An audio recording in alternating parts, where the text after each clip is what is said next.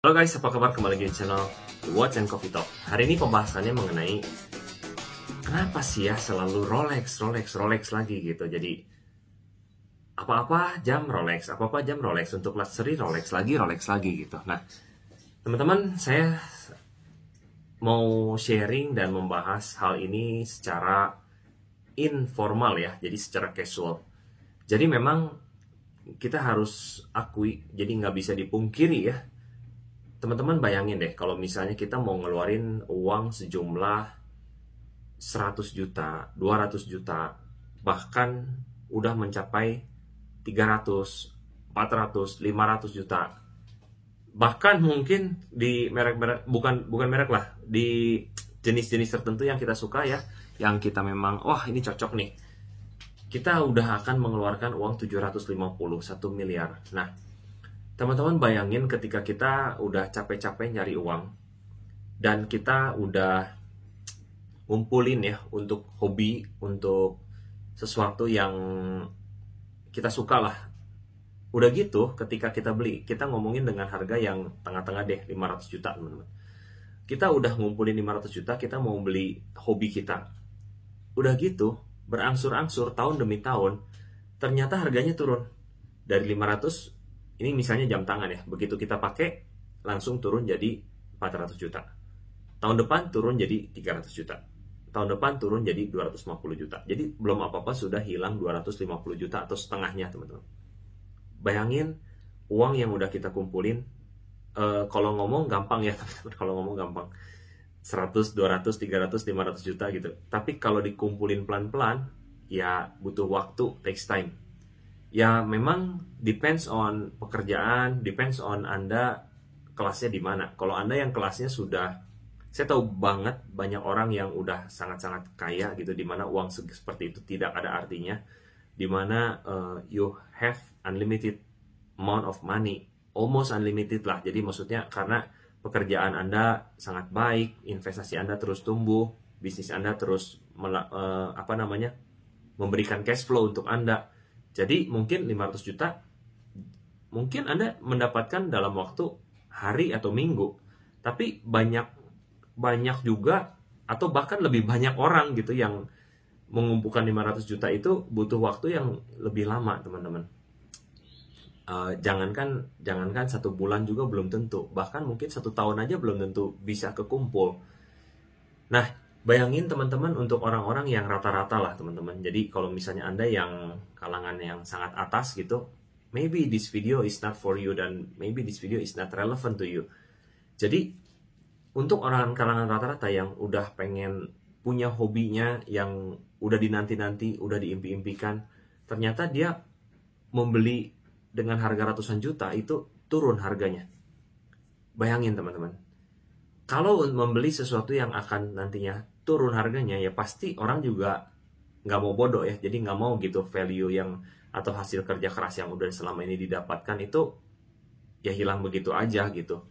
Ya mungkin aja sih udah manggali not liquid gitu kan, terus harganya turun, bahkan bisa jual jual paksa atau jual flash sale lah gitu dengan harga yang terdiskon bisa 60% gitu atau 70%. Kan nggak mau gitu. Makanya ya ini salah satu model yang bisa dibilang merek ya, bukan model lah, merek yang bisa dibilang punya retain value yang sangat baik. Saya nggak usah ngomongin harga naik dulu lah teman-teman. Jadi kalau harga naik kan itu kan tergantung dari tren marketnya ya, kadang naik kadang turun. Tapi minimal punya retain value yang sangat bagus.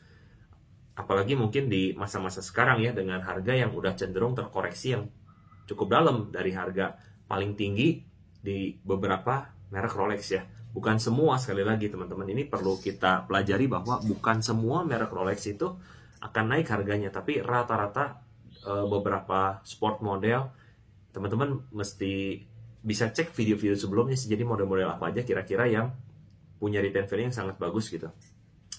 Nah, jadi ketika Anda membeli misalnya di harga sekarang ini lagi turun ya, lagi koreksi gitu, dengan harga misalnya 400 juta dulu deh untuk Black Daytona misalnya teman-teman.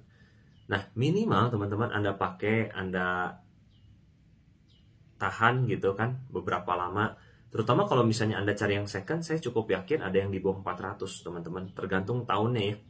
Mungkin kalau yang tahunnya sekitar 2016 bisa aja di 350 jutaan kurang lebih di si Black Daytona ini. Jadi ketika Anda pakai lama-lama teman-teman, minimal, saya ngomong minimal ya, harganya itu tidak turun dari harga yang Anda beli. Kurang lebih tadi 350, mungkin kalau yang di 2017-2018 bisa harganya sekitar 370 mungkin. Nah, minimal harganya tuh mirip-mirip deket situlah teman-teman, kalaupun misalnya agak turun sedikit gitu. Nah ini teman-teman, why the reason Rolex is always become the brand atau become the center of the luxury watch teman-teman. Nggak tahu kalau menurut teman-teman gimana, apakah Anda rela ketika misalnya Anda sudah mengumpulkan uang dalam sejumlah yang cukup banyak, lalu pada saat mau jual tiba-tiba harganya udah ke diskon 50% gitu, bahkan mungkin lebih gitu. Rasanya sih kan kurang nyaman, jadi hobi ini tidak akan berlangsung terus gitu ya. Makanya nggak akan ada collecting luxury watch mungkin, karena turun gitu. Collecting cars pun biasanya collecting classic cars atau collector cars gitu ya. Luxury cars itu biasanya dia juga suka dan membeli classic car yang memang harganya itu akan cenderung naik, walaupun mobil ya teman-teman, bukan disebutnya bukan investasi, cuman untuk model-model tertentu, untuk tahun-tahun tertentu ya. Even the cars can be a great investment, teman-teman. Nah, cuman kalau misalnya semua cars atau semua jam tangan menjadi great investment, ya berarti ya nggak ada esensialnya gitu. Justru tugas kita meresearch model-model apa aja nih yang, atau jenis-jenis apa aja yang layak gitu untuk dijadikan kolektor, kurang lebih gitu, barang koleksi ya. Nah, teman-teman, jadi semoga bisa apa ya teman-teman, walaupun aduh bosen ya Rolex, aduh mereknya Rolex lagi. Tapi kalau untuk beberapa orang yang baru memulai ya, belum mempunyai Rolex gitu, Rolex itu menjadi merek dan jam yang sangat diingini oleh generasi zaman sekarang teman-teman, karena because of that return value, bahkan bukan cuman tetap gitu ya, tapi bisa terus naik gitu harganya. Nah, cuman memang di luar dari Rolex ada AP dan Patek juga ya. Cuman nggak se-hype Rolex gitu, dimana Rolex kan dia memproduksi sebenarnya lebih banyak jam tangan daripada AP dan Patek. Jadi kalau AP dan Patek itu pasarnya lebih sempit, walaupun nggak bisa dipungkiri juga bahwa dua merek itu ya, AP dan Patek, bisa dibilang sama dengan Rolex ya, yang memiliki return value dan salah satu instrumen investasi yang bagus. But balik lagi kita harus research dulu ya, modelnya model yang mana nih gitu. Itu sih teman-teman, kalau misalnya selama ini banyak yang berpikir kenapa sih Rolex terus gitu ya. Cuman ya susah ngomong intinya gitu.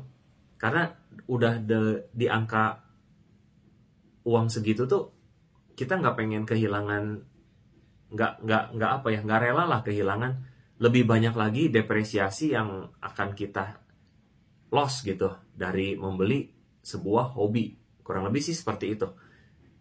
Jadi teman-teman ya, pasti suatu saat kalau misalnya teman-teman masuk atau teman-teman sudah masuk lah ke dunia ini, pasti akan berpikir ulang kalau kita pengen membeli jam tangan yang udah ratusan juta bahkan miliaran, tapi di merek yang akan cenderung turun harganya. So ya ini menjadi apa ya, ikon dan standar sampai kapan nih saya juga nggak tahu, bahwa si Rolex ini akan menjadi jam tangan hobi yang punya return value yang sangat bagus, bahkan bisa menjadi instrumen yang sangat bagus. Ini sampai kapan saya juga nggak tahu.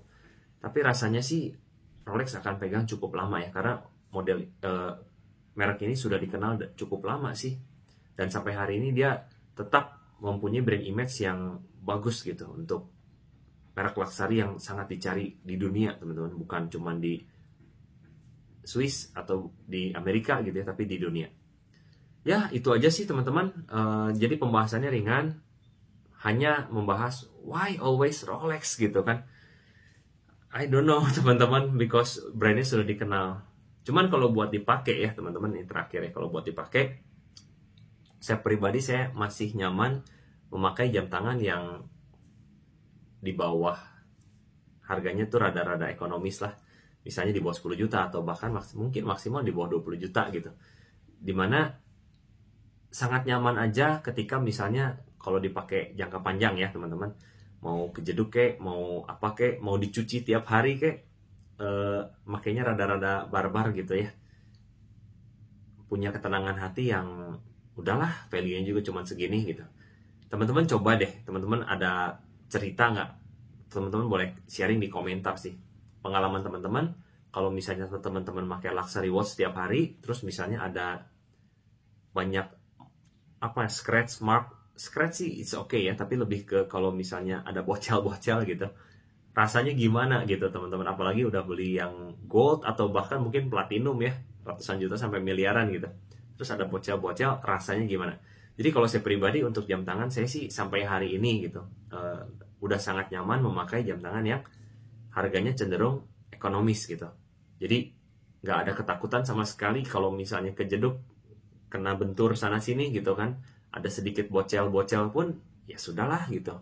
Memang this is my watch, this is my hobby, ini untuk daily use, part of fashion juga. Itu sih teman-teman.